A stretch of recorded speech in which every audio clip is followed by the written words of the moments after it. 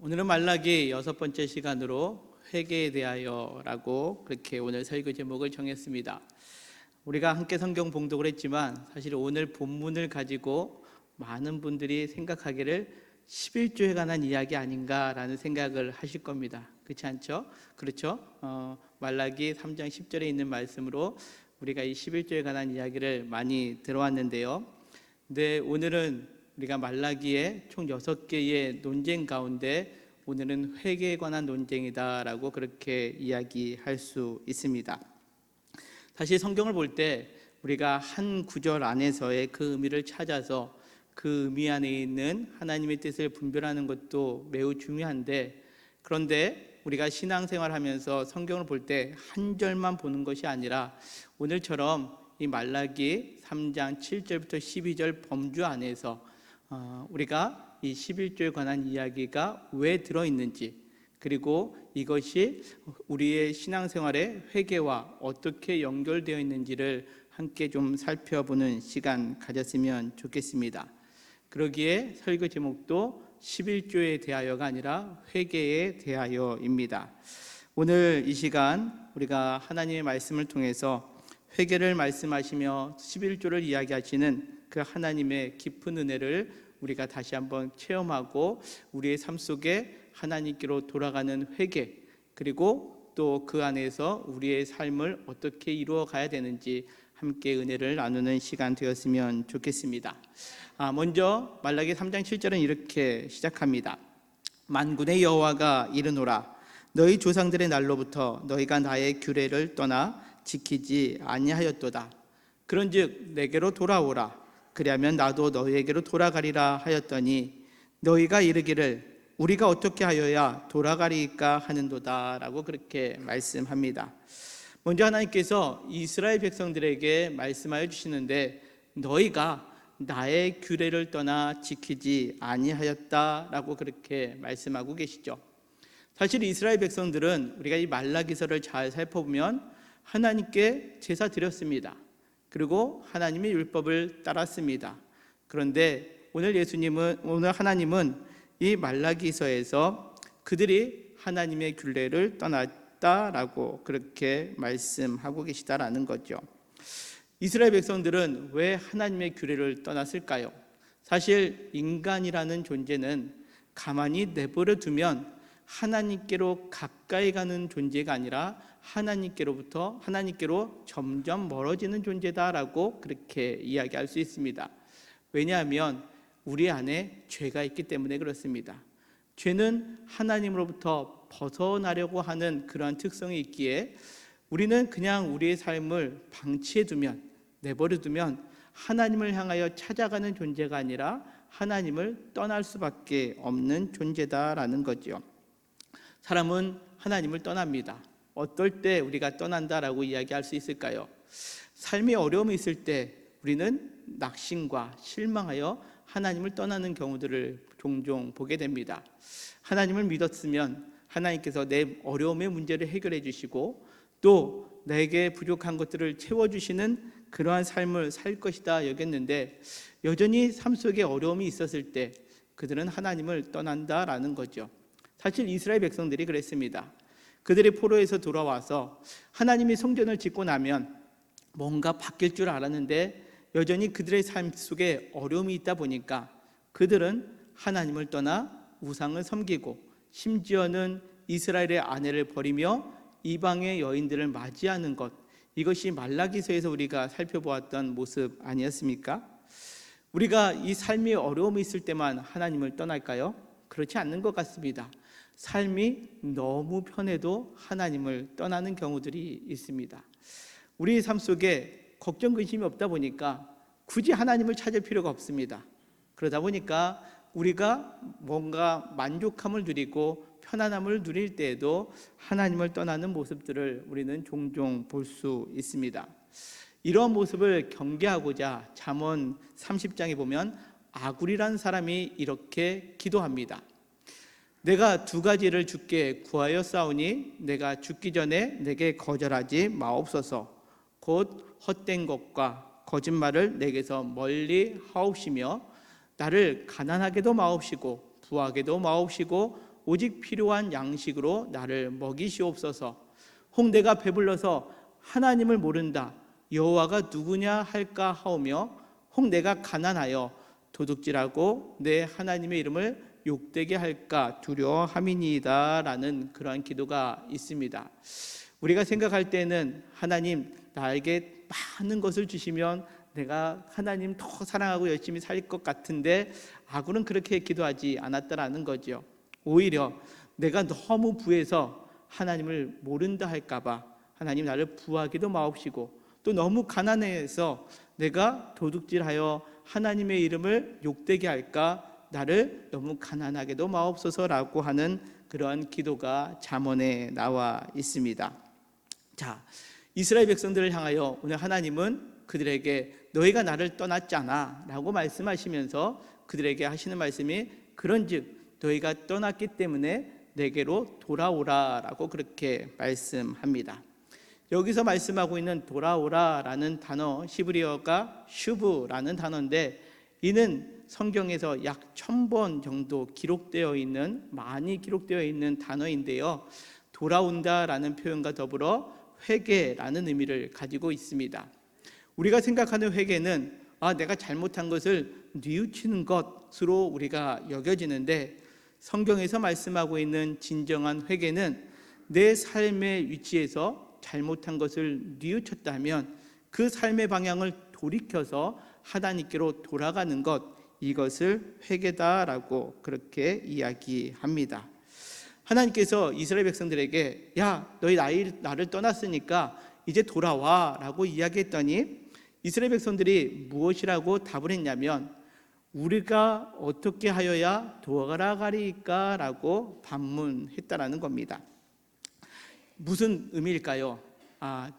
이들이 하나님을 떠나 있었는데 몰랐다가 야, 너희 나를 떠났으니까 돌아와 라고 했더니, 우리가 하나님을 떠나 있었군요. 그러면 하나님께로 돌아가는 방법이 무엇입니까? 라고 그렇게 묻고 있는 것일까요?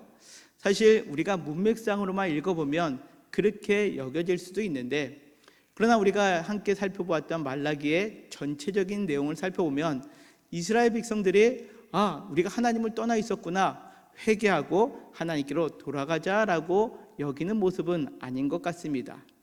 오늘 성경 속에서 표현하고 있는 이스라엘 백성들이 우리가 어떻게 하여야 하나님께로 돌아가야 합니까? 라고 이야기하는 부분은, 나는 내가 생각할 때 하나님과 전혀 떨어져 있지 않는데요 라는 그러한 반문의 의미가 담겨 있다라는 거죠. 그들은 여전히 하나님께 제사 드리고 있습니다. 제물도 갖다 바칩니다. 그렇죠? 그렇기 때문에 그들은 하나님과 우리가 떨어져 있다고요? 아니요. 우리는 여전히 하나님의 백성으로 하나님이 명령하신 것 잘 수행하고 있습니다 라고 이야기하고 있다라는 겁니다. 어찌 보면 이것이 우리의 모습이 될 수도 있습니다. 우리가 이렇게 주일을 맞이하여 예배를 드리잖아요. 우리가 예배를 드리니까 나 하나님 떠나 있지 않는데요 라고 이야기할 수 있는 것, 이것이 오늘 이스라엘 백성들의 모습이다라는 거죠. 또 하나의 모습이 있다면 하나님께로 돌아가야 될 필요성을 느끼지 못하고 있다라는 겁니다. 어느 정도 하나님과 너무 가까워지면 내 안이 너무 속들여다 보이시는 것 같고, 그러기에 하나님과의 관계를 적당한 거리를 두고 살아가기를 원하는 그들의 모습이 오늘 이 말씀 안에 담겨 있을 수도 있다라는 거죠. 가까이 하면 헌신, 봉사를 더 해야 되기 때문에, 또 하나님 앞에 더 많은 것을 드려야 될지도 모르기 때문에, 나는 하나님과의 어느 정도 적당한 거리를 두고 나는 살아가기 때문에 하나님께 돌아가야 될 방법을 모르겠습니다 라고 이야기할 수도 있다라는 겁니다. 이 자리에 계신 분들 중에서도 마음 한편에 굳이 내가 하나님과 가까워질 필요가 있을까? 이렇게 주일날 예배 드리고 또 내가 간간히 하나님께 기도도 하고 있으면 내 신앙 정도면 하나님과 굳이 가깝게 되지 않고 나는 구원받을 만한 그러한 턱걸이 위에만 있으면 되는 것 아니야 라고 혹 그렇게 생각하고 계시지는 않습니까? 이러한 반응을 하고 있는 이스라엘 백성들에게, 또 우리에게 하나님께서는 8절에 이렇게 말씀하십니다. 사람이 어찌 하나님의 것을 도둑질하겠느냐? 그러나 너희는 나의 것을 도둑질하고도 말하기를 우리가 어떻게 주의 것을 도둑질하였나이까 하는도다. 이는 곧 11조와 봉헌물이라 라고 그렇게 말씀하고 있죠. 자, 하나님께서 너희들은 나에게로 돌아와야 돼, 떠나지 말고 나에게 돌아와라 라고 말씀하셨다면 이제 마음을 잘 가다듬고 자, 나랑 이제 좀 친밀해지자 라고 말씀하셔야 될 것 같은데, 오늘 8절에 보면 하나님께서는 야, 사람이 어찌 하나님의 것을 도둑질하였느냐라고 묻고 계시다라는 거죠. 돌아오라고 얘기하시는데 갑자기 사람들을 향하여 하나님 것을 도둑질했다라고 표현합니다. 그런데 사람들은 또 어떻게 이야기합니까? 우리가 어떻게 주의 것을 도둑질하였습니까? 라고 또 반문하고 있는 모습이 오늘 8절에 담겨 있습니다. 자, 왜 이런 시각의 차이가 있을까요? 하나님이 생각하는 하나님의 것과 사람들이 생각하는 하나님의 것의 차이가 있기 때문에 그렇습니다. 사람들이 생각할 때 하나님의 것은 무엇입니까? 당시에는 하나님의 성막에 관련된 것들, 그리고 하나님께 바쳐진 제물들이 하나님의 것이다 라고 여겼다라는 거죠. 그것이 오늘 성경에 표현되고 있는 것처럼 11조와 봉헌물이다 라고 그렇게 이야기할 수 있습니다. 이스라엘 백성들이 생각할 때 하나님 것은 자, 10분의 1 드린 11조, 그리고 봉헌물, 제사 때 바쳐진 레위기에 나와 있는 소나 양이나 새나 아니면 곡식의 고운 가루들이나 하나님께 제사 드리면서 바쳐진 것들이 하나님의 것이라고 이야기를 했는데, 그런데 하나님이 생각하는 11조와 봉헌물의 의미는 좀 더 다르다라는 거죠. 여기서 먼저 말씀하고 있는 봉헌물이라는 것은요, 조금 전에 말씀드린 것처럼 작은 의미로는 제사에 드려진 제물을 의미합니다. 그런데 이 봉헌물이다라고 이야기하고 있는 히브리어 테루마는 전쟁에서 싸워서 얻어지는 노량물, 이것 또한 봉헌물, 테루마라는 단어를 쓰고 있다라는 거죠. 어떠한 의미일까요? 이스라엘 백성들이 전쟁터에 나가서 전쟁하고 승리하고 돌아올 때 그 전쟁을 승리케 하여 주신 분이 하나님이시다라는 의미가 담겨 있다라는 겁니다. 그들이 생각할 때 하나님의 것은 성전에 관련된 것, 제사에 관련된 것만이 하나님의 것으로 여겼다면, 하나님은 너희가 전쟁터에 나가서 싸우고 너희 삶 속에서 얻어지는 것들이 하나님의 것, 봉헌물인 것이다 라고 그렇게 말씀하고 계시다라는 겁니다. 그리고 이어지는 말씀 가운데 또 하나가 11조입니다. 자, 11조 어찌 보면 참 민감한 부분이기도 하지요. 그런데 오늘 우리가 이 봉독한 이 말씀 안에서의 11조를 의미를 살펴볼 때 좀 제한적인 이해하기 부족한 부분들이 있습니다. 성경에 보면 이 11조라는 단어가 총 17장에 걸쳐서 고루 분포되고 있는데요, 첫 번째 11조의 의미는 창세기 14장에 나옵니다. 14장 19절에 보면 그가, 여기서 말하는 그는 멜기세덱을 의미하는데요, 그가 아브라함에게 축복하여 이르되 천지의 주제시요 지극히 높으신 하나님이여 아브라함에게 복을 주옵소서. 너희 대적을 내 손에 붙이신 지극히 높으신 하나님을 찬송할지로다 하매 아브라함이 그 얻은 것에서 10분의 1을 멜기세덱에게 주었더라 라고 그렇게 말씀합니다. 아브라함이 조카 롯이 잡혀갔을 때에 그 조카 롯을 구출하기 위하여 나아갔다가 전쟁에서 승리합니다. 그리고 돌아오는 길에 살렘 왕이었던 멜기세덱을 만납니다. 그때 멜기세덱이 이렇게 이야기를 하죠. 천지의 주제이시고 지극히 높으신 하나님을 찬송하라 라고 그렇게 이야기합니다. 무엇을 의미할까요?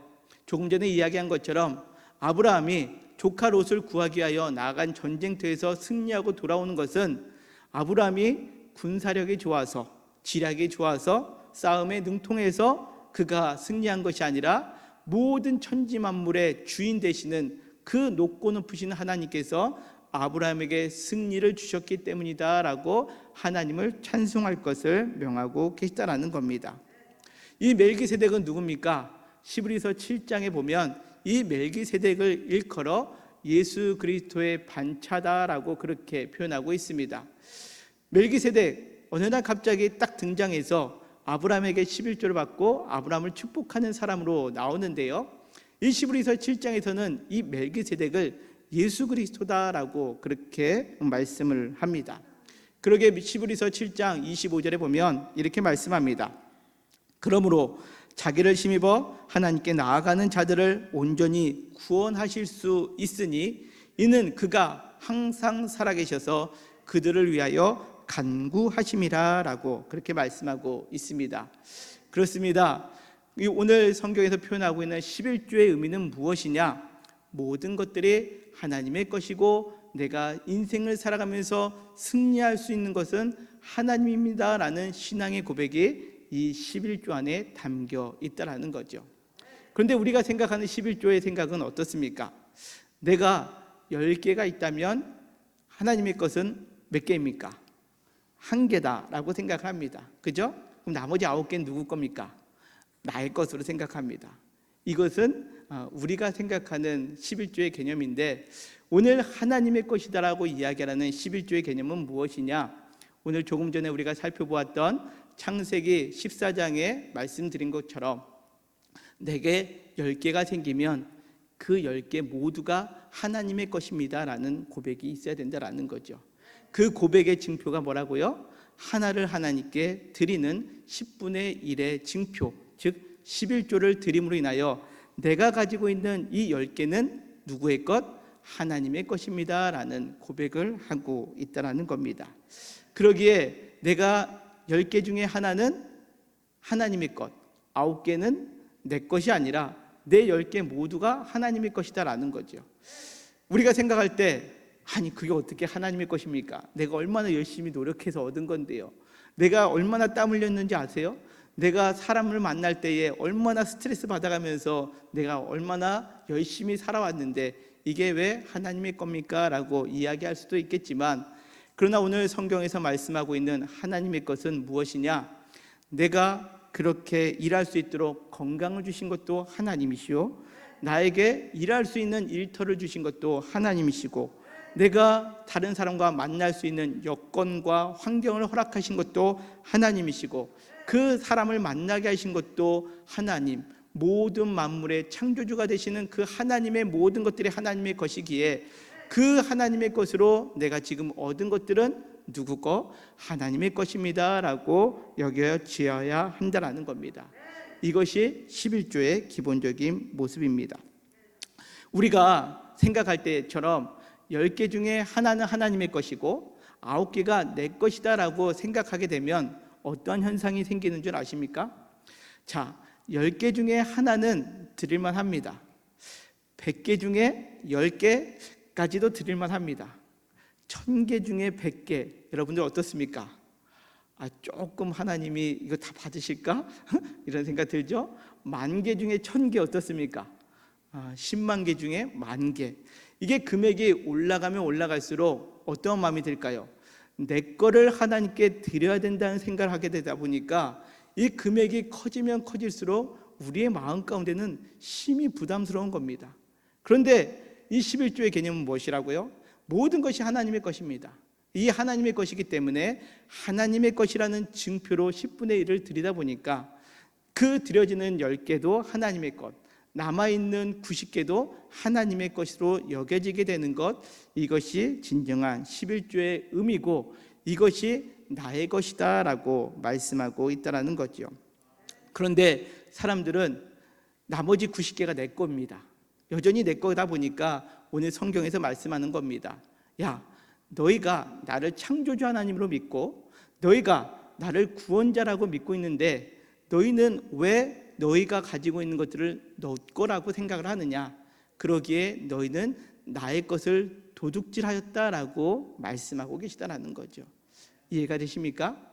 그렇다면 이 하나님께로 돌아감에 있어서의 11조 의미는 어떠한 의미를 담고 있을까요? 모든 것이 하나님의 것입니다 라는 의미를 우리는 늘 부여하면서 삶을 살아가야 된다라는 겁니다. 내가 지니고 있는 건강, 내 일터의 환경, 내 자녀들, 내 모든 것들이 하나님 것이기 때문에 내가 얻어지는 모든 것도 하나님의 것입니다 라는 그러한 의미를 부여하는 것, 이것이 하나님께로 돌아가는 11조의 의미입니다. 뿐만 아닙니다. 그럼 나머지 90개를 우리는 어떻게 사용할 수 있어야 될까요? 신명기 14장에 보면 11조의 또 다른 의미가 나오는데요. 함께 우리 한번 읽겠습니다. 함께 봉독합니다. 시작. 매 3년 끝에 그의 소산의 10분의 1을 다 내어 내 성읍에 저축하여 너희 중에 분깃이나 기업이 없는 레위인과 내 성중에 거류하는 객과 및 고아와 과부들이 와서 먹고 배부르게 하라. 그러면 내 하나님 여호와께서 내 손으로 하는 범사에 내게 복을 주시리라 라고 말씀합니다.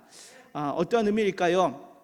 이스라엘 백성들이 11조를 해마다 드리는데 3년마다 얻어지는 그 11조는 특별한 곳에 쓰여지게 되어 있다는 겁니다. 어떤 곳에 쓰여지게 되어 있냐면 기업이 없는 레위인 그리고 객과 고아와 과부를 위하여 쓰여지게 하셨다는 겁니다. 이는 무엇을 의미하느냐? 우리가 드려지는 이 하나님의 것이다 라고 여겨지는 것들이 단지 내가 만족하고 즐겨지는 것뿐만 아니라 하나님이 보셨을 때에 마음을 두고 있는 약한 자들, 물질이 부족한 자들을 향하여 그들에게 흘려보낼 것을 명하고 계시다라는 거죠. 그러기에 11조를 통하여 하나님께로 돌아간다라는 것은 하나님의 마음이 있는 곳에 나의 물질을 사용하는 겁니다라는 그런 의미가 담겨 있다라는 거죠. 그런데 이스라엘 백성들은 그렇게 생각하지 않았다라는 겁니다. 11조를 드리면서 내 것을 하나님께 드리다 보니까 어떠한 모습이 있었습니까? 말라기 1장 8절에 보면 그들은 병든 것, 또 저는 것 이런 것들을 하나님께 드리면서 나 할 도리 다 했어 라고 여기는 그러한 모습을 가지게 되었다라는 거죠. 이러한 이스라엘 백성들을 향하여 말라기 3장 9절은 이렇게 말씀합니다. 너희 곧 온 나라가 나의 것을 도둑질하였으므로 너희가 저주를 받았느니라 라고 그렇게 말씀하고 있습니다. 말라기 당시 사람들이 하나님의 것을 11조를 제대로 드리지 않게 되었고 온전하게 드리지도 않았다라고 하다 보니까 너희가 온 나라가 나의 것을 도둑질하였다라는 겁니다. 하나님의 것이 아니라 내 것이라고 여기면서 하나님과 거래하듯이 그런 모습을 갖게 되다 보니까 여기 너희라고 제가 좀 표시를 해두었는데요. 우리 한글 성경에서는 우리가 잘 이해하지 못하지만 시브리 성경으로 보면 이 너희라는 단어가 이스라엘 백성, 즉 하나님의 백성을 사용할 때 쓰는 너희가 있고요. 이방 민족을 쓸 때 쓰는 너희라는 단어가 있습니다. 그렇다면 여러분들에게 묻겠습니다. 이 말라기 3장 9절에 나와 있는 너희는 하나님의 백성인 이스라엘 사람들을 부르는 너희일까요? 아니면 이방인을 일컫는 너희일까요? 이방인을 일컫는 너희입니다. 우리가 생각할 때 하나님의 백성이잖아요. 그러면 이 너희가 이스라엘 백성들을 지칭하는 너희가 되어야 될 터인데 원어적으로 보면 이 너희는 이스라엘 백성들이 아닌 이방 사람들을 지칭하는 고이라는 그 히브리어를 쓰고 있다는 겁니다. 그러면서 하나님께서 너희는 이방 사람들처럼 나랑 관계가 없고 하나님의 것을 도둑질하는 사람들인데 너희는 어떻게 된다고요? 저주를 받았다라고 그렇게 표현하고 있습니다. 여기 저주를 받았다라는 표현 지난 2장에서도 한번 잠깐 우리가 언급한 적이 있는데요. 하나님께서 그냥 내버려 두신다라는 의미가 있고요. 또 하나는 오늘 3장 9절에서의 저주를 받았다라는 것은 더 이상 하나님과 관계가 없는 존재다라는 겁니다. 하나님께 제사 드리고 하나님의 말씀을 따른다라고 했는데 하나님은 너희와 이제는 관계가 없다. 너희는 하나님으로부터 버림받은 상관이 없는 존재가 되었다라고 그렇게 말씀하고 있다라는 겁니다. 신앙의 근간은 무엇입니까? 하나님이 우리의 창조자가 되시고 하나님이 우리의 구원자가 되신다라는 그 신앙의 고백 하에서 우리가 하나님과의 관계를 맺어 나가야 되는데 오늘 이 하나님의 것을 도둑질하는 내가 가지고 있는 것을 내 것으로 취급하는 그러한 삶을 살아가는 자들은 더 이상 하나님과 상관없는 존재다라고 그렇게 말씀하고 있다라는 거죠. 이 11조를 통해 하나님께로 돌아간다는 의미를 살펴볼 때 예수님께서 또 하신 말씀이 있습니다. 마태복음 23장 23절에 있는 말씀입니다. 화 있을진저 외식하는 서기관들과 바리새인들이여, 너희가 박하와 회향과 근처에 11조를 들이되 율법에 더 중한 바 정의와 국률과 믿음은 버렸도다. 그러나 이것도 행하고 저것도 버리지 말아야 할지니라 라고 그렇게 말씀하고 있습니다. 예수님께서 말씀하시고 있는 11조의 의미를 더 풍성하게 우리에게 말씀하고 계시는데, 당시의 서기관과 바리새인들은 산술적인 11조를 철저하게 지켰다라는 거죠.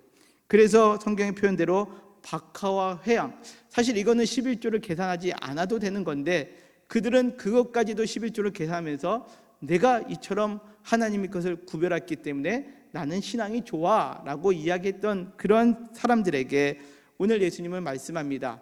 11조의 정신은 하나님의 것을 하나님의 마음으로 드리는 거다라는 것을 강조하면서 세 가지를 이야기하시죠. 정의와 국률과 믿음이다라는 겁니다. 정의는 무엇입니까? 우리가 하나님의 사랑 안에 거하고 있다라는 정의입니다. 우리가 어떠한 상황 가운데 있다 할지라도 우리는 하나님 품에 거하는 존재, 하나님의 사랑 안에 거하는 존재임을 우리는 잊지 말아야 되고요. 또 국률은 무엇입니까? 다른 이들을 향한 하나님의 사랑을 흘려보내는 것을 의미합니다. 믿음은 무엇입니까? 나의 모든 것들이 하나님의 것입니다. 나를 창조하신 분도 하나님, 나를 구원하신 분도 하나님이기에 나의 모든 것들은 하나님 것이다 라는 그 믿음을 갖는 것, 이것이 11조의 근간이 되어야 되는데 바리새인 사람들은 이 11조의 의미를 퇴색시켜 놓고 산술적인 것에만 매여 있었다라는 사실입니다. 그러기에 오늘 이어지는 10절 이하는 이렇게 말씀합니다. 만군의 여호와가 이르노라, 너희의 온전한 11조를 창고에 들여 너희 집에 양식이 있게 하고 그것으로 나를 시험하여 내가 하늘 문을 열고 너희에게 복을 쌓을 곳이 없도록 붙지 아니하나 보라 라고 그렇게 말씀하고 있습니다.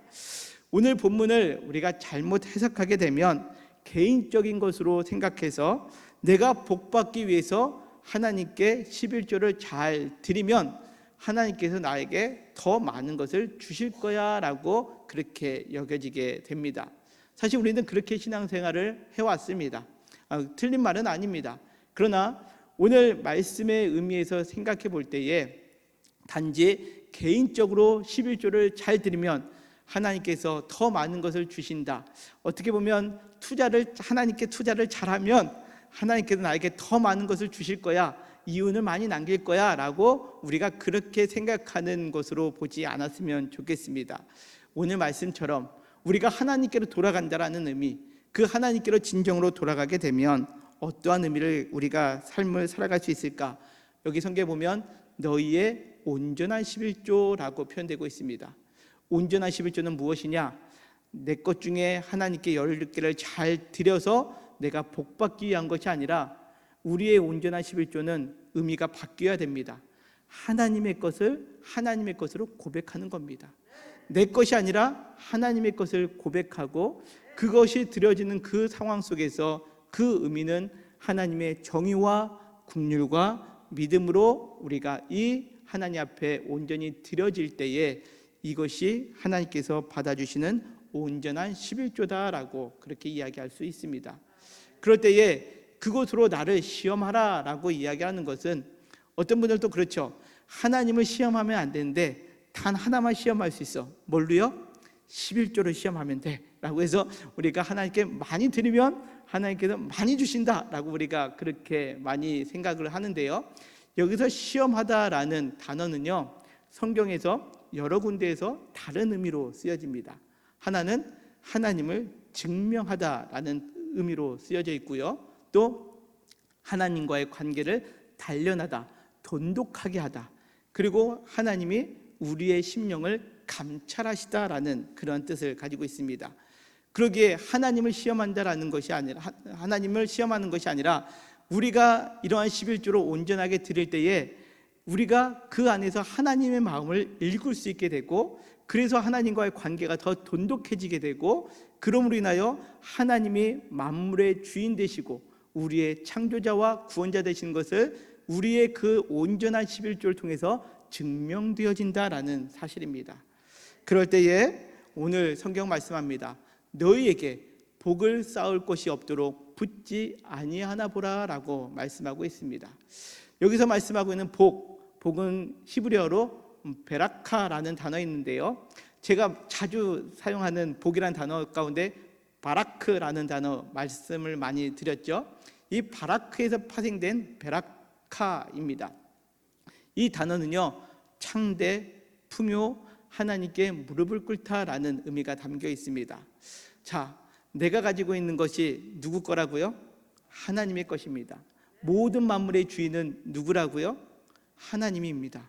그렇다면 내가 지금 가지고 있는 것이지만 내 것이 아니라 하나님의 것이라면 내가 소유하고 있는 것이 얼마나 풍성하고 창대해지겠습니까? 그렇지 않습니까? 이것이 하나님의 복입니다. 작은 것에 연연하는 것이 아니라 내가 있는 것이 모든 것이 하나님의 것이고 내가 하나님께 속하여 있다면 내가 누리고 있는 것이 얼마나 창대하고 풍요로울 수 있는가, 이것이 하나님께서 되새겨보라라고 말씀하고 있는 겁니다. 그럴 때에 우리는 하나님께 무릎을 꿇을 수 있게 되는 거죠. 모든 만물의 주인 되시는 하나님께 우리가 어찌 고개 빳빳하게 들고 더 내놓으라고 이야기할 수 있겠습니까? 아니죠. 하나님, 이 모든 것이 하나님의 것인데 그동안 내 것인 것처럼 삶을 살았습니다 라고 하면서 우리는 정말로 복받은 사람이 되면 하나님께 더 무릎을 꿇을 수밖에 없는 삶을 살게 된다라는 사실입니다. 이것이 오늘 우리가 누릴 수 있는 하나님 안에서 하나님께로 돌아가는 삶을 살아갈 때에 이 하나님의 것을 하나님께로 돌이키는 삶의 모습이다라는 사실입니다. 그렇다면 그럴 때에 오늘 하나님께서 우리의 삶을 어떻게 이끌어 가실까요?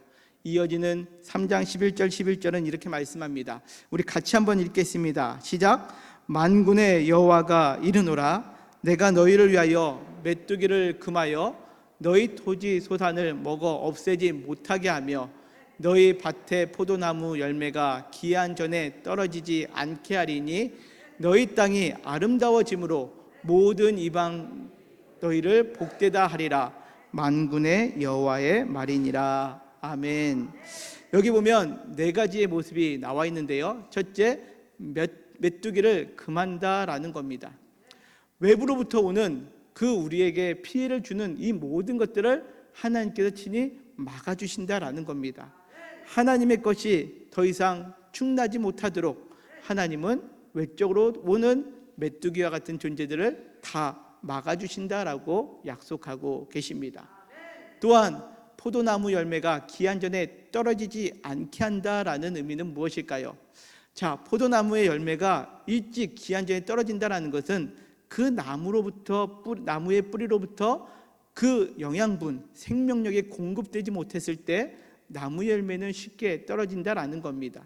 다시금 이야기하자면 포도나무 열매의 기한 전에 떨어지지 않게 한다는 것은 하나님께서 그 나무에게 생명력을 공급하여 주셔서 내적인 연약함으로 인하여 손해되지 아니하고 하나님의 생명을 날마다 공급하여 주신다라는 그러한 의미가 담겨 있습니다.